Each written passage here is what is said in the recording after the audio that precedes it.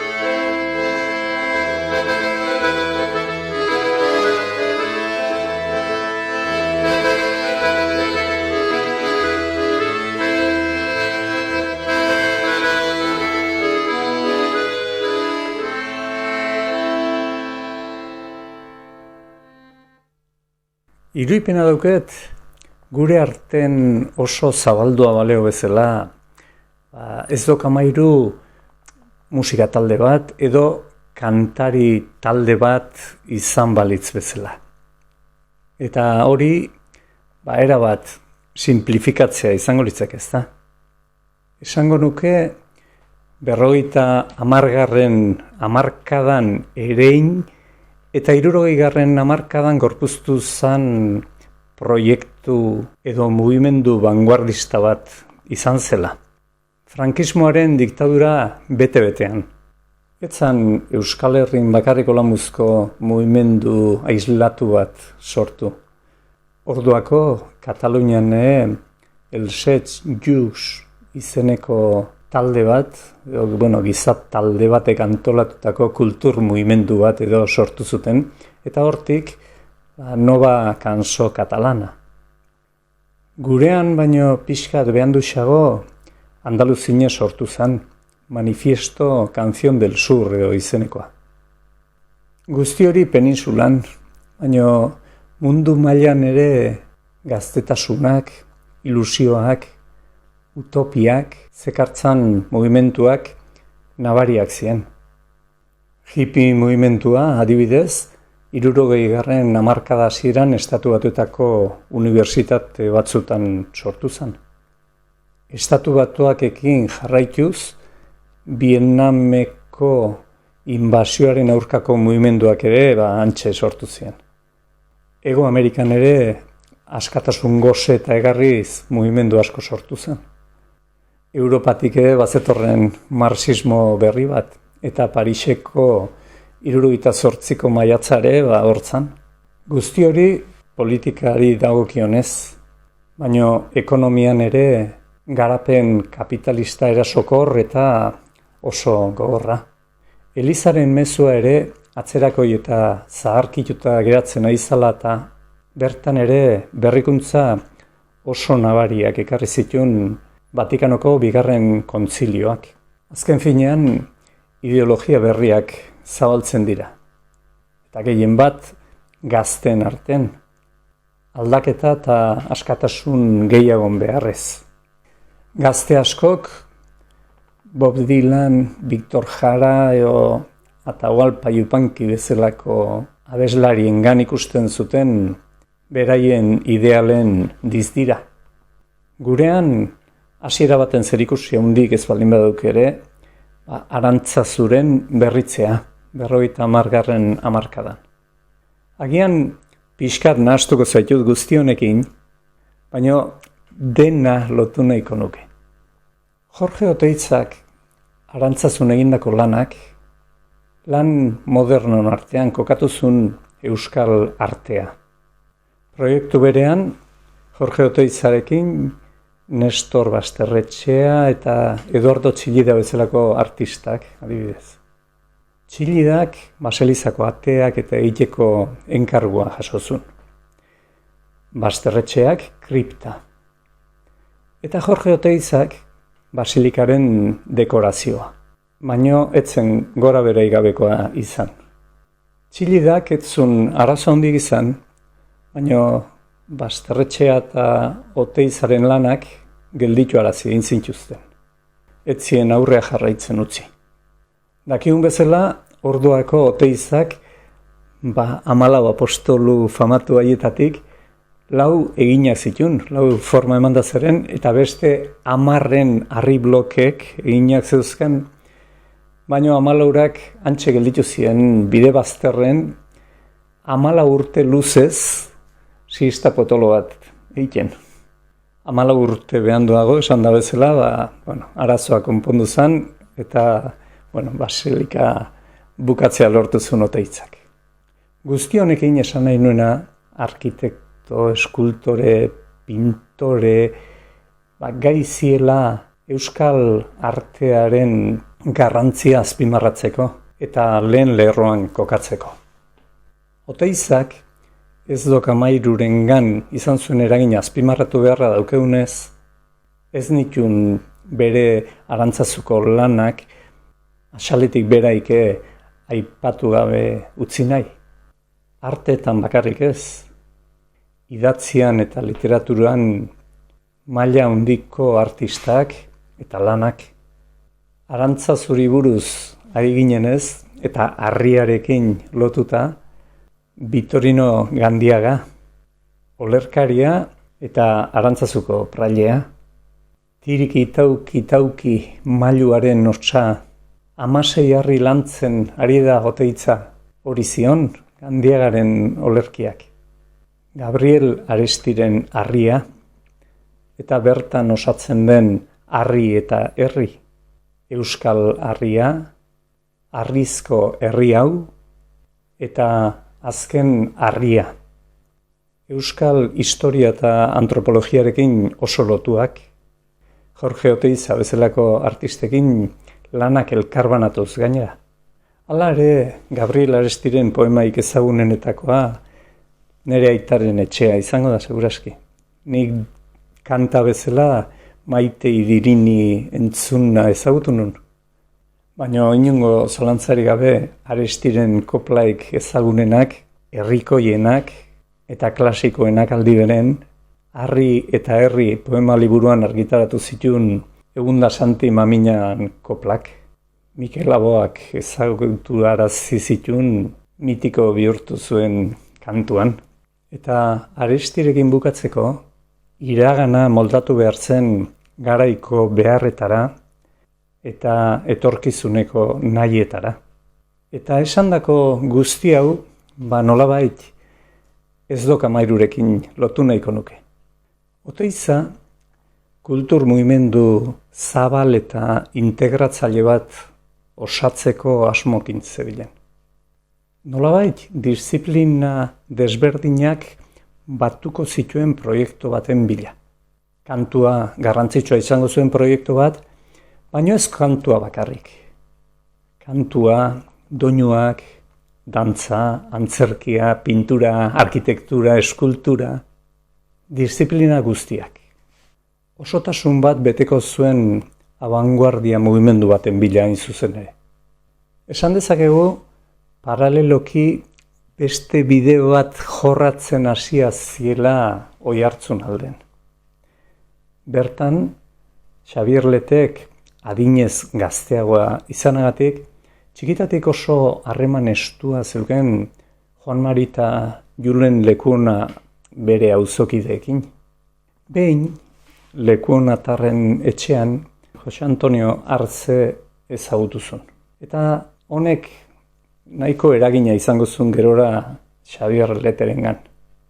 Garai hartan, Lekuonatar anaiek, Juan Mari eta Julen, eta Josean Artzek, beste abeslari batzukin batea, talde bat edo osatzeko nahian edo bazebiltzen. Eta Donostiako Getaria kaleko eliz lokal batzutan biltzen hasiak ziren.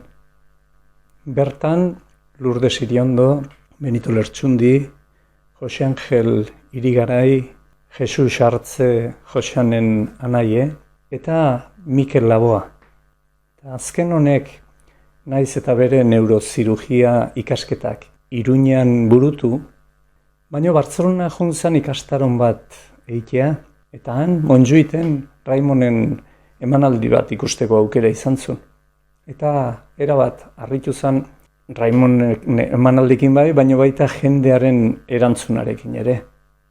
Eta Euskal Herrian olako zerbait sortzeko asmoa ere bazuen. Beste alde batetik, Jose Mari Iriondo, Euskal kultura zabaltzen egindako lanagatik goraipatu beharreko pertsona zalantzarik gabe. Loiolako herri irratian, behari esker ezagutu ginuzten Argoitian Aiarrebak, Urretxindorrak, ameslariak, eta hainbat abeslari. Trikitixa eta bersolaritza bultzatzen lan handia egin zuen gizona, eta grabaketak ere egiten zituen irratin bertan. Irratian eskaintzen zana, herri guztiak entzuten zuen. Eta horri esker zabalduzun asko esandako talde guzti hauen musika. Hitz gutxitan esan da, gure kulturaren sustatzaile ikaragarri egiteko bat izan da, Jose Mari Iriondo. Ez dok Amairuko kide ere bazen, eta bere eginkizuna gehien bat aurkezpenak egitea izaten zen. Baina horrez gain baita letra batzuk egiten zituen, letra horiek kanta bihurtzeko gerora. Berari entzuna diot elkarrizketan baten, nola sortu zen izena, ez dok Amairu izena. Unuzkio jakina izango duzu, baina nik kontatuko dizut. Euskal Herriaren jakintza izenarekin, Resurrección Maria de Azkuek bildutako liburu baten barrun daun ipui bat da Martintxo Errementarina. Eta Josean Artzek ipuin hori leitu eta hortik bururatu zitzaion ideia. Bertan dio Martin Errementarie, Martintxo, nahi izan bere lanetan eta, kezkak eta beroa eta burniri behar bezala forma ezin eman eta holako itxolarri aldi baten bere anima deabroi saltzeko gai izango zala edo esantzun eta derrepente deabroe presentau zitzaion. Hemen hau Martin esanez, ez haute zertako behar, esan zion Martinek.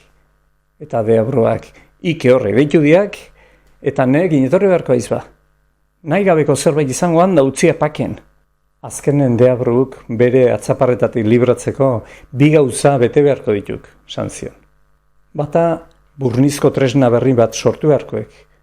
Eta bigarrena 12 misterio handin erantzunak eman beharko dizkiak. Martintxo gora eta behera eta behida hasia eta bururatu zitzaion burnikin zerbait egiteko hasi zan eta burni zerran bat osatu zuen eta lehenengo proba gainditu zuen. Eta ondoren etorri zan deabrun galdeketa. Martintxo, esaiak bat, gure jainkoadek bat eta bakarra. Esaiak 2, Erromako aldareak dituk 2. Esaiak 3, Trinitatea. Esaiak 4, evangelistak dituk 4. Esaiak 5, Jesukriston zauriak 5 diagak. Esaiak 6, zeruko izarrak dituk 6. Esaiak 7, 7 sakramentuk. Esaiak 8, 8 dituk zeruk. Esaiak 9, 9 ordenamentuk. Esaiak 10, 10 mandamentuk. Esaiak 11.000 dituk aingeruk. Esaiak 12 apostoluk. Eta Deabroa erabat asarre, esaiak 13, ez tok 13. Badok 13, ez tok 13. Eta horrekin bururatu zitzaion hartzeri euskal kulturarekin izandako malefizio horrekin gaindituko izango baliz bezala, ezta? 13aren malefizio hori. Eta honek Jorge Oteitzari sobrarek kontatu zion eta Oteitzak, ikaragarri gustatu zitzaiola eta hoixedek izena eta, Eta leku guztietan Jorge Oteitzarena dala izena azalduko baldin bada ere, Jose Mari Iriondok dionez, izena berez Josean hartzena da. Hemen uzten dizutuan, bai izena eta bai irudia ere, logoa ere.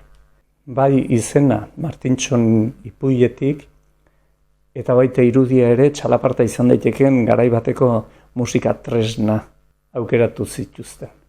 Berritzea zalako beraien helburua, baino tradizioa ahaztu gabe. Modernitate begiradatik landu zuten tradizioa ez dok 13ko kideek. Resurrección Maria de Azkue edo Aita Donostiaren kantutegitara jo zuten. Beraien lanak denbora asko pasatuak izango bazian ere, euskal kantu zaharrei egindako lanik garrantzitsuenak zielako. Musika eta kantuei dagokionez, herriarentzat, baino herriarekin kantatu behartzan. Txalaparta edo alboka bezalako musika tresna zaharrak ere beraiek plazaratu zituzten 76tik eiken hasi zien jaialditan. Esan nahiko nuke Jose Anton Hartze eta Jesus Mari Hartze anaiak ahaztuta zeon txalaparta bezalako perkusio musika tresna garai modernoetara egokitzeko gai izan ziela. Beraien emanaldietan leku garrantzitsua eta duina emanez musika tresna honi. Eta berdin esan dezakegu Jean Paul Arregirengatik, baina kasu hontan albokari buruz. Horrez gain, Josean Hartzeek olerkari bezala ere lan ikaragarria egin zuen. Bereak dira adibidez Mikel Laboaren kantu ezagun askoren hitzak. Hein handi batean ez dok 13 frankismoak sortutako hutsune kultural ikaragarri hura betetzea eta ikusleengan eta herriarengan ilusio eta aide berri eta fresko baten bufada txertatzea lortu zuen. Den etzan horren politia izango, ez da. Jaialdietan polizi zingurauta, gobernuaren zentsura ere gainditu egin behar zen, da horrek nahiko burua ustek emango zizkien. Esango nuke, ez dok 13 euskal kantagintzan ez ezik, euskal kultur osoan izan den mugimenturik arrakastatsuena izan dela. 77an Bartzelonan izan zien, emanaldi bat egiten. Eta 70an berriz, Baga Bigaiga sentikaria ikuskizuna plazaratu zuen arrakasta ikaragarrikin. Izenburua Mikel Laboaren Lekeitio bitik hartua izan zen. Eta Laboak berriz, Manuel Lekunak bere literatura oral baska liburuan idatzitako poematik. Hor jokozun gailurra ez dok 13. Bertan kantu tradizionalak eta olerki musikatu ez gain, rezitazioak eta argia dantza taldearen ardurapean dantzak ere garrantzi handiagoa hartu zuten ikuskizunean. Disko bat ere grabatu zen, Baga Bigaiga sentikaria ikuskizunan, baino ez zen argitaratu. Beraien arteko tirabirak sortu ziren eta horren ondorioz taldearen bukaera etorriko zen. Bartzelonan egindako jaialdiak bezalako esperientziei esker urte batzuk beranduago Galeuska izeneko jaialdi batzuk burutzen hasi ziren Euskal Herrian. Hori guztian oski ez dok 13 ibilbidea bukatuta gerora. Ez da nere bururi lorak botatzeko asmokin, baina itxikeri bezala esango dizut 70 17 ingurun, galeuska baten markinan, nik ere parte hartu nuela, etortzen ziren kantautore edo artista gallegoak, katalanak eta Euskal Herrikoak. Eta ni mutilkoskorra nire eskusoinuarekin ere bata besten tarten edo sartzen ziaten zerbait jotzeko. Lehen esan duan bezala, arrazoi desberdinekatik 72an bukatu zen ez dok 13 ibilbidea. Bazituzten berain artean amateur edo profesionalismoko hori eztabaida horiek, eta baita tinte ideologikoko beste batzuk ere bai. Eta beraien barne eztabaidak indartu ziren, azken finean, holako arrazoiak tarteko ziela eta bukatu zen beraien ibilbidea. 6 urteko ibilbidea bakarrik izan bazen ere, 76tik 72ra, martxan jarri zuten mugimendua inoiz baino biziago zegoen aurrea begira. Lortu zuten frankismo errepresioak sortutako basamortu kultural eta hutsune ikaragarri hura ilusio handiz betetzea. Eta gaur egun 55 urte beranduago, beraiek sortutako revoluzio kultural horrek oraindik horrenbesteko eragina izatea. Ahaztu gabe beti esaten duen bezala, beraien aurretik eskudoinuak kanalean landu ditugun artistak. Horiek kontutan izan behar ditugu. Gerora, bakoitzak bere bide artistikoa jorratzen jarraituko zuen. Eta bukatzeko ez dok 13ekin erlazionatzen ditugun beste bi doinu. Bata Benitorena, Benito Lertxundina, eta garai hartan mezu handi eukiko zuen, baina ez du galdu gaur ere mezuarri balio du, ez? Gu gazteok gaur gabiltza mundu galdu honetan. Gurasoen mundu alrebes hau ez dugu onartzen, diruaren morroi izaten erakutsi diguten. Eta berakin elkartuta Xabier Letek kantatzen zuen itsasoan urak handi dira, zazpizenideko familia batean. Bai letra eta baita doinua ere Julen Lekuonarenak zian.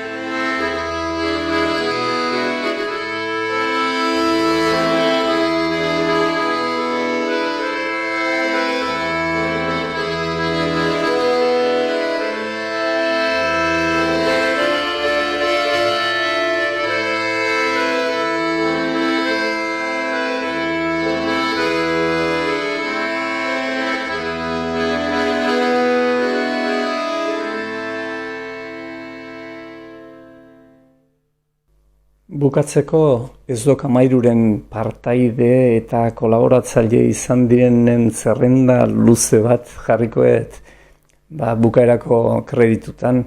Eta horren beste lagun izan dienez, jartzen dudan zerrendan bat baino gehiago aztuko dien arriskuarekin. Baina bueno, ondo bat atorkizu lagun, beste bat arte, eta ondo izan bitarte.